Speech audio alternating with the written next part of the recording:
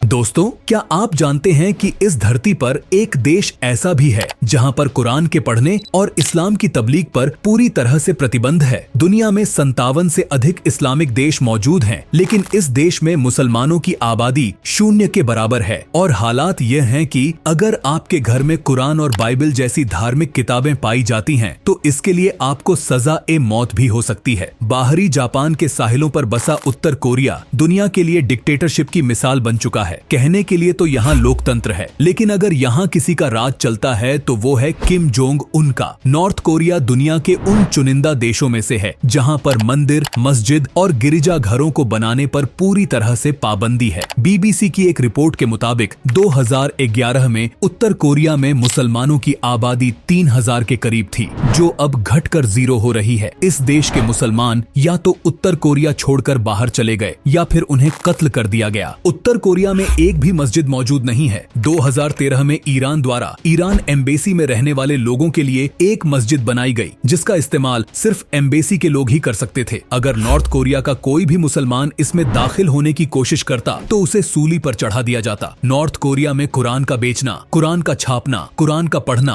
और किसी भी इस्लामी लिटरेचर को प्रसारित करना पूरी तरह से प्रतिबंध है। अगर कोई इंसान कुरान की शिक्षाओं का प्रसार करता हुआ पाया जाता है तो उसे सजाए मौत भी हो सकती है। यह दुनिया का अकेला देश है जहां पर आपको इस्लामी इतिहास से जुड़ी कोई किताब नहीं मिलेगी। उत्तर कोरिया अपने देश के नागरिकों से जुड़ी हर चीज को नियंत्रित करता है। उन्हें क्या देखना है, क्या पहनना है और क्या खाना है, इसे वहां का शासक किम जोंग उन तय करता है। यहाँ तक कि इस देश में हर इंसान इंटरनेट भी इस्तेमाल नहीं कर सकता। जिन लोगों के घर पर इंटरनेट कनेक्शन है, उन पर निगरानी रखी जाती है कि वो क्या देखते हैं और क्या सर्च करते हैं। हाल ही में किम जोंग उन ने 22 साल के एक नौजवान को सिर्फ इसलिए सजाए मौत दे दी कि उसने दक्षिण कोरिया की कोई फिल्म देख ली थी। नॉर्थ कोरिया में कुरान हमेशा से बैन नहीं था, बल्कि यहाँ सदियों तक मुसलमान कुरान और इस्लाम की तबलीग का काम करते रहे। लेकिन 1948 में अचानक सब कुछ बदल गया जब यहाँ का शासन किम जोंग उन के दादा किम इल सुंग के हाथ में आया। किम इल सुंग ने सत्ता पर काबिज होते ही पुराने सारे कानून रद्द कर दिए, इस्लाम सहित अन्य धर्मों के प्रचार प्रसार पर प्रतिबंध लगा दिया और ऐलान करवा दिया कि नॉर्थ कोरिया में बस अब एक ही धर्म होगा और वो है किम जोंग उन धर्म।